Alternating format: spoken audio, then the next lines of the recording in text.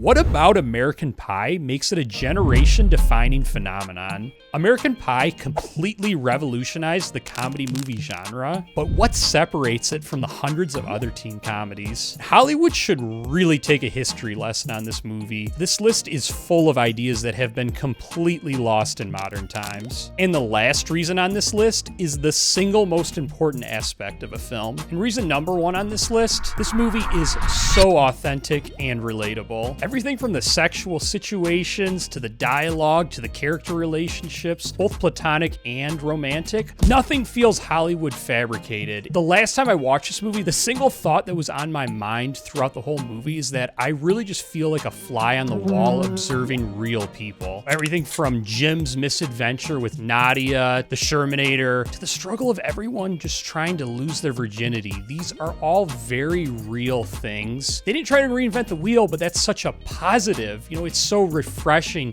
to see a movie where we just have a front row seat to a senior year of someone's high school journey. But what separates American Pie from virtually every other teen comedy that's been made? Every character represents a real high schooler. The awkward Jim who just can't shake these embarrassing situations, or the romantic who fantasizes about perfection and everything in Vicky, the jackass Steve Stifler, or the band geek in Michelle, the overly sophisticated Paul Finch, and the list goes on. Maybe not the most flattering, but I would definitely say that Jim and Finch are the two, I definitely had quite a bit of them in my high school years. You know, I'm curious, who do you connect with the most in this movie? Let me know in the comments below. But it's not just the characters in this movie that feel real, it's the whole world around them as well. And I think we take a lot of these things for granted in movies like this. You know, we just expect things to match reality and to be so well thought out. The fact is, you don't get this in every movie. The high school parties, yeah, I've been to plenty of those, and you know, it's just so familiar. The prom after party as well, everyone recognizes the rich kids' parents from high school had that everyone could conveniently go to. Everything from the posters to how the teachers talk to the students to the chitter chatter before class, everything is so spot on. They really got it down to a T. But number 4 is something that you seldom see in raunchy comedies, and that's that the humor and raunchiness in this movie actually serve the story. You know, the jokes aren't there to just break up the story and meet quotas for how many jokes you need to tell on a page. You know, the sex isn't just there to sell tickets. You know, Jim's infamous mishap with Nadia on the webcam, that scene's not just there to get walk-ups and flash boobs on the screen. That scene's very much there to further develop Jim as a character and to throw him into rock bottom, to show him that there are consequences for his actions, and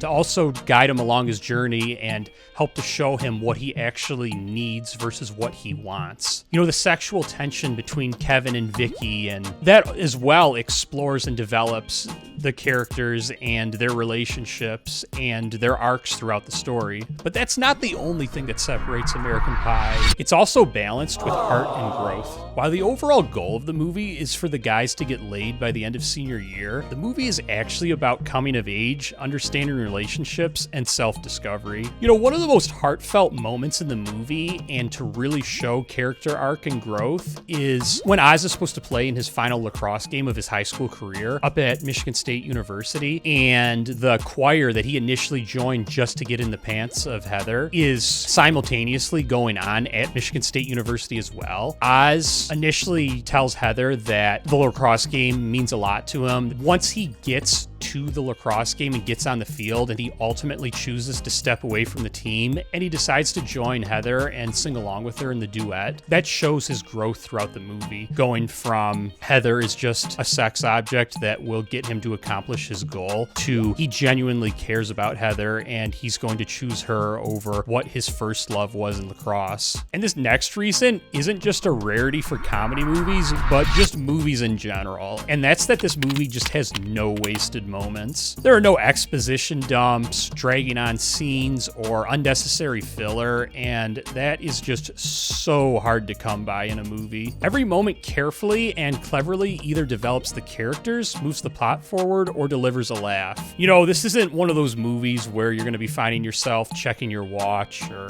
I guess in 2025, checking your phone. It's definitely a roller coaster ride that you jump on from the start, and you're never looking back. And have you ever wondered why American American Pie connects with so many different generations. That's that the movie embodies an entire generation while still being universally relatable. Everything from the music, fashion, and overall vibe screams the 90s, and it feels very much so like we entered a time capsule. But at the same time, thanks to its focus on universal themes and relatability, it is a timeless classic that anyone from any generation can relate to. You know, everyone was a high school student. Everyone had their friend group. Everyone dealt with different cliques. You don't have to have had the same exact experiences, but I'm sure you felt the same emotions that the characters in this movie feel. The contents of this movie is definitely something you are familiar with, and it's something that is going to live on for generations and generations. This next point is a rarity, but also the film's unsung hero, and that's that the movie was perfectly cast without big name distractions. This movie was virtually everyone's big break, and while some of the cast, including Tara Reid, Chris Klein, and Thomas Ian Nicholas, had been a part of big movies before, this was definitely the biggest that they had ever been a part of. And this really just carries on with this theme of authenticity. You know, how are we going to sell this movie with Jason Biggs as the face of it? There was nothing like that. And it's so cool because this movie was so artistic and creative